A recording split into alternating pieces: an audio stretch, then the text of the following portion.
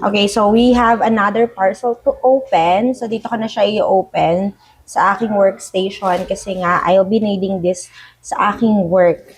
So I have two parcel that came over. So yeah, alam mo naman lagi tayo nag-unbox. So first is this. Ayan.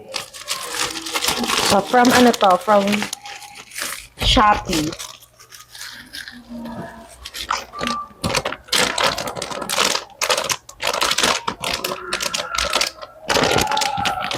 Okay, so this one is the mini DP adapter. Actually, di ba, naalala nyo last time, nag-order din ako ng adapter from Thunderbolt siya to, ang tawag ito, Thunderbolt to HDMI.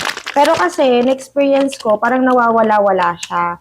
So, hindi siya okay sa ibang TV, tapos sa iba okay siya. So, kaya kumuha ako order uli ako ng another adapter. But this one, very cheap lang ito is I think 70 pesos lang ito. Unlike nung una kong binili na sa 300, mahigit yon. So this one, the Thunderbolt 2 HDMI as a backup para doon sa binili ko na nakaraan. Then, I also have this one.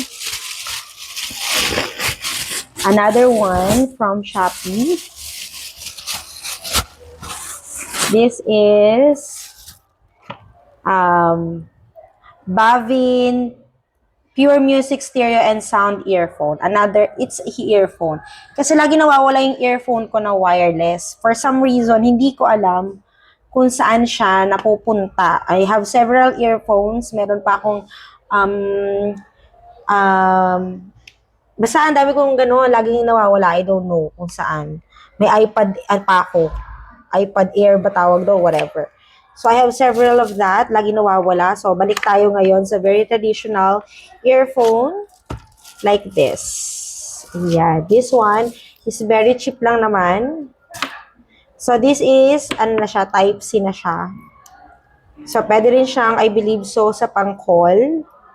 So, meron din siyang, it also has buttons for the upcoming calls. Yan. Or parang mic na rin. So, I'll be using this from time to time kasi may mga tumatawag sa akin and I do presentation also and na kailangan over the phone. So, I'll be needing this kasi nga laging nawawala yung aking earphone. So, those are the parcels that we have. So, mag-unbox tayo ulit next time.